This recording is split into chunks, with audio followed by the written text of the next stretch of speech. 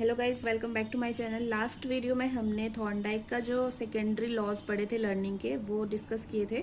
तो आज हम पढ़ेंगे पेवलव का प्राचीन अनुबंधन सिद्धांत। ठीक है, तो पेवलव जो थे वो थे हमारे पास रशियन एक फिजियोलॉजिस्ट थे और उनका जन्म 1849 में हुआ था। जैसे आपको दिख रहा होगा यहाँ पे 1849 टू 1936 उनका लाइफ का जो स्पैन था वो था। और इनका ये जो सिद्धांत हम अभी डिस्कस करेंगे, इसको हम अनुबंधन सिद्धांत, लर्निंग बाय कंडीशनिंग या पेवलोवियन अनुबंधन, ठीक है, या फिर अनुबंधित प्रतिक्रिया सिद्धांत, कंडीशनड रिस्पॉन्स थ्योरी, इन सब नामों से इसको जानते हैं। तो मेनली जो था पेवलोव ने क्या किया था, इनका इंटरेस्ट जो था वो कुत्तों की जो हम मतलब गैस्ट्रिक सेक्रेशन बोलते हैं जिसको, आमाशय स्राव है, उसका अध्ययन किया था उन्होंने। डाइजेस्टिव प्रोसेस के एक शोधकर्ता थे, उसके आधार पर इनको फिर 1904 में नोबेल प्राइज भी मिला था। ठीक है, जो इनको टॉपिक था दैट इज डाइजेस्टिव प्रोसेसेस, पाचन क्रिया के शोध कार्य में इनको नोबेल प्राइज मिला था। ठीक है, तो हम अभी आपके सामने ये जो दिख रहा है आपको, ये हम अभी डिस्कस करेंगे, लेकिन थोड़ा सा हम ये जानने की कोशिश करेंगे कि ये चीजें हैं क्या। तो जो पेवलव ने एक्सपेरिमेंट किया था वो एक डॉग पे किया था और उन्होंने क्या किया, ये 19th सेंचुरी में इन्होंने किया था। ठीक है, तो इसके एंड में क्या हुआ कि कुत्तों की जो पाचन क्रिया थी ना, उसके ऊपर इन्होंने स्टडी करी थी। तो स्टडी में वो सिर्फ ये पता लगाना चाहते थे कि जो लार होती है और पाचन क्रिया है उसमें कैसा संबंध है। लार होता है स्लाइवा, ठीक है, स्लाइवा और जो हमारी डाइजेशन प्रोसेसेस हैं उनमें किस तरह का रिलेशन है। तो उन्होंने क्या किया कि कुत्ते के गले में काट कर एक छोटा सा छेद कर दिया, उस छेद में एक नली लगा दी और जो लार को एक बर्तन से एकत्रित करने में सहायता करती थी। ठीक है, एक तरह का आप इसको शॉर्ट ऑपरेशन भी बोल सकते हो कि डॉग का जो थ्रोट होता है उसको उन्होंने थोड़ा सा काट दिया, वहां पे एक नली लगा दी और उस नली को एक बर्तन के साथ अटैच कर दिया ताकि वो ये सारी चीजें जो इस टेबल में यहाँ पे मेंशन की गई हैं उनको नोटिस कर सके। ठीक है, तो ये एक तरह का यंत्र बनाया गया था उनके द्वारा और उस यंत्र से वो क्या पता लगाना चाहते थे कि जो स्लाइवा होता है और जो डाइजेशन होता है उन दोनों में क्या रिलेशन होता है। राइट, नेक्स्ट है प्रारंभिक तैयारी के बाद कुत्ते को ध्वनि रहित कमरे में यंत्र से बांधकर खड़ा कर दिया गया।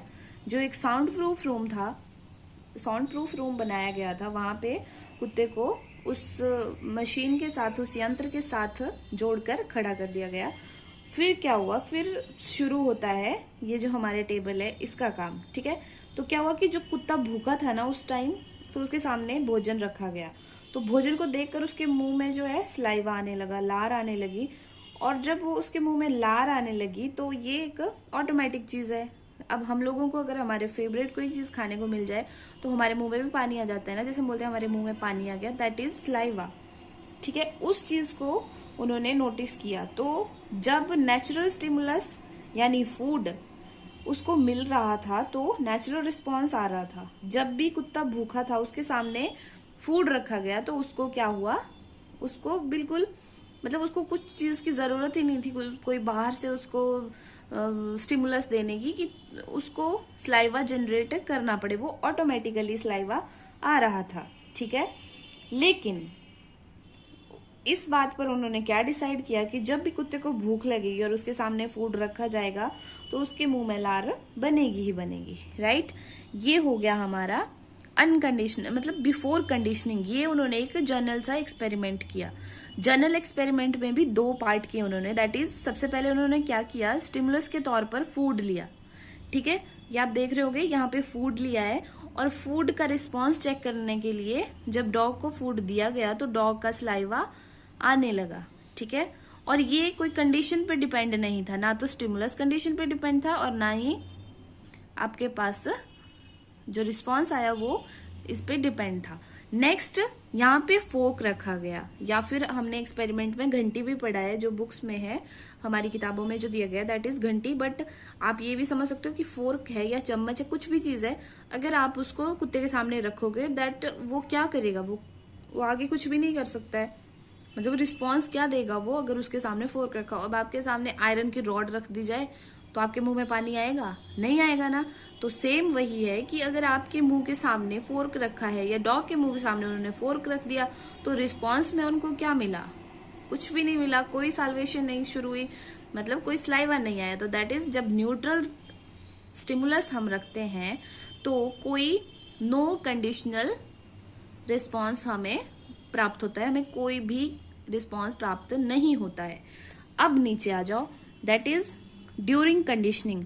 कंडीशनिंग के दौरान क्या हुआ? कंडीशनिंग के दौरान उन्होंने एक फैक्टर क्रिएट कर दिया वहां पे कि फोर्क और फूड दोनों को इकट्ठा रख दिया। ठीक है, जब दोनों चीजों को साथ में रख दिया तो दोनों में, अभी आपने यहाँ पे देखा कि ये अनकंडीशनल स्टिमुलस था और ये न्यूट्रल स्टिमुलस था, मतलब एक अनकंडीशनल और एक न्यूट्रल। ठीक है, ये जो आपके पास फोर्क है ये न्यूट्रल है और ये अनकंडीशनल, इन दोनों को रख दिया तो क्या हुआ, क्या रिस्पॉन्स सामने आया कि डॉग का साल्वेशन अगेन स्टार्ट हो गया। ठीक है, डॉग का साल्वेशन दोबारा से शुरू हो गया। उसके बाद क्या किया गया कि फूड को वहां से हटा दिया गया, तो डॉग का साल्वेशन क्या हुआ, दोबारा से आना शुरू हो गया। क्यों हुआ? क्योंकि डॉग को पता लग गया कि जब फोर्क उसके सामने रखा जाएगा तो फूड उसको मिलेगा ही मिलेगा। ये जो हमारी बुक्स में दिया गया है, हम इसको भी कर लेंगे। तो जो बुक्स में दिया गया है वो घंटी के साथ रिलेट किया गया है कि जब घंटी बजती थी तो उसको फूड देते थे। तो पेवलोव ने क्या किया कि भोजन के साथ घंटी को रिलेट कर दिया। घंटी को उन्होंने मान लिया आर्टिफिशियल स्टिमुलस और जो फूड था उसको मान लिया नेचुरल स्टिमुलस। ठीक है, तो उन दोनों को कुत्ते के सामने प्रेजेंट किया गया। तो कुत्ता जब भूखा था उसको पता था कि घंटी बजती थी, घंटी बजने के 7 से 8 सेकंड बाद कुत्ते के सामने फूड प्रेजेंट कर दिया जाता था। जब वो फूड देखता था तो उसको लार उत्पन्न होना शुरू हो जाती थी उसके मुंह से। कुत्ता घंटी के बजने पर लार स्राव नहीं कर सकता था, क्योंकि भोजन प्रस्तुत होने पर पर्याप्त मात्रा में लार स्रावित करता था। बार बार घंटी बजने के साथ भोजन उपस्थित होने पर कुत्ते ने सीख लिया था कि घंटी भोजन का सूचक है और जैसे ही घंटी बजेगी उसको फूड मिल जाएगा। तो घंटी के बजने और भोजन प्रस्तुत होने पर कुत्ते का लार स्राव होता था। ठीक है, तो इसका मतलब ये हुआ कि ये प्रोसेस उन्होंने बहुत बार दोहराई। ऐसा नहीं है कि उन्होंने एक बार ये प्रोसेस या ये वाली चीज फॉलो की, उन्होंने बहुत बार फूड ये वाले प्रोसेस को उन्होंने कंटिन्यू किया और कुत्ते को इस चीज की आदत हो गई कि फूड और जो फोर्क है या घंटी है उनको साथ में प्रेजेंट किया जाएगा, कि पहले घंटी बजेगी उसके थोड़ी देर के बाद उसको फूड मिल जाएगा। तो कुत्ते को पता चल गया कि मुझे खाना मिल जाएगा। फिर उन्होंने क्या किया कुछ टाइम के बाद कि यहाँ से फूड हटा दिया। फूड को हटाने के बाद क्या हुआ कि जो घंटी थी और या जो फोर्क था वो दोनों चीजें देख के भी डॉग को साल्वेशन हो रही थी। मतलब फूड उसके सामने प्रेजेंट नहीं था, लेकिन फूड प्रेजेंट उसके सामने जब भी होता तो उसको पता चल जाता था कि घंटी भी बजी थी। तो जैसे उसने घंटी सुनी या उसने फोर्क देखा तो उसको पता चल गया कि फूड आने वाला है, तो साल्वेशन स्टार्ट हो गई। लेकिन फूड उन्होंने रखा नहीं था, तो इस बात का, इस तरह से जो लार थी वो स्रावित होती रही, वो साल्वेशन होती रही उसकी। तो कुछ एक्सपेरिमेंट्स करने के बाद ये अधिक मात्रा में होने लगा, मतलब कि जैसे जैसे ये कॉन्टिन्यूटी में करते रहे तो उसकी साल्वेशन भी इंक्रीज होती रही। फिर क्या हुआ, लास्ट में जितने भी प्रयास किए गए थे उनकी संख्या में वृद्धि कर दी गई। ठीक है, वृद्धि कर दी गई और लार के बीच का समय कम होता गया, तो लार की मात्रा में वृद्धि हो गई। ठीक है, इसका मतलब हुआ कि प्रयासों की जितनी संख्या थी उसमें वृद्धि करने के साथ साथ घंटी और लार के बीच का समय कम होता गया। मतलब ये इनवर्सली प्रोपोर्शनल हो गए एक दूसरे के। ठीक है, पहले 7 से 8 सेकंड का टाइम लगता था तो लार 16 सेकंड के बाद आती थी, लेकिन अगर उसकी वहां पे बेल उसने 4 सेकंड के बाद बजा दी तो फिर वो 12 सेकंड हो गया। तो 12 सेकंड में उसको लार आने लग गई। अगर मान लीजिए उसने 5 सेकंड कर दिया तो उसको 10 सेकंड में आने लग गई। मतलब अगर वो टाइम इंक्रीज कर रहे थे, जो उनके एक्सपेरिमेंट का टाइम इंक्रीज था उसको बढ़ा रहे थे, तो उनके पास क्या हो रहा था, जो साल्वेशन मतलब जो स्राव हो रही थी लार, वो और कम टाइम में होना शुरू हो गई थी। ठीक है, और नीचे हमने यहाँ पे थोड़ा सा ये पढ़ेंगे हम कि जो ऊपर अनकंडीशनल स्टिमुलस लिखा है उसको हिंदी में बोलते हैं स्वाभाविक उद्दीपक। अनकंडीशनल रिस्पॉन्स, अस्वाभाविक प्रतिक्रिया। ठीक है। अनकंडीशनल का मतलब होता है नेचुरल। ठीक है, नेचुरल होता है अनकंडीशनल। जो कंडीशन होता है, जिसको हम, कोई चीज है जिसको हम कंडीशन अप्लाई करके करते हैं, दैट इज कंडीशनल, वो हम आर्टिफिशियल बोल सकते हैं। यहाँ पे मैक्सिमम नेचुरल और आर्टिफिशियल का यूज किया गया है, लेकिन आप यहाँ पे अनकंडीशनल और कंडीशनल भी समझ सकते हो। तो कंडीशनल क्या होता है कि जो हम लोग अप्लाई करते हैं, कोई कंडीशंस, कुछ बातें होती हैं जिनको हमें फॉलो करना पड़ता है, उसके बाद हम उस चीज को आगे कैरी फॉरवर्ड कर सकते हैं। लेकिन जो हमारे पास अनकंडीशनल होते हैं, अनकंडीशनल नेचुरल होते हैं, उन पे हमारा कोई बस नहीं होता है। दैट इज कि जब हम कुछ खा रहे होते हैं, हमारा ऑटोमेटिकली हमें उसको चबाने को, हमें पता है कि कोई चीज हमारे मुंह में हमने चबानी है। वो ऐसा नहीं है कि तुम में कोई और इंसान आके बोलेगा कि तुम्हारे मुंह में खाना रखा है, उसको खाओ, चबाओ, डाइजेस्ट करो। ये चीजें ऑटोमेटिक होती हैं। तो इनको हम अनकंडीशनल स्टिमुलस प्लस रिस्पॉन्स की कैटेगरी में रखते हैं। भोजन का स्थान जब फोर्क ने ले लिया या घंटी ने ले लिया तो उसे अनुबंधित उद्दीपक कहा गया। ठीक है, ये जो लास्ट में हम पढ़ते हैं ये वाला, तो इसको बोलते हैं अनुबंधित उद्दीपक या फिर आर्टिफिशियल स्टिमुलस।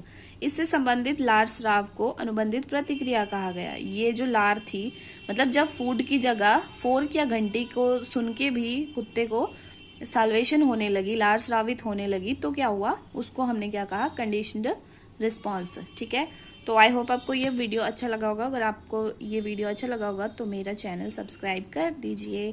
और इसमें आपको कल मैं कोशिश करूंगी कि पावलोव की थ्योरी से जितने भी एमसीक्यूज बनेंगे उनको मैं आपके साथ डिस्कस करूं। और बाकी मैंने और भी क्वेश्चंस कलेक्ट किए हैं, तो फिर मैं आपको वो भी लास्ट में क्वेश्चंस डिस्कस करूंगी। पर जब ये यूनिट खत्म हो जाएगा उसके बाद, तब तक thank you so much for watching. Bye bye.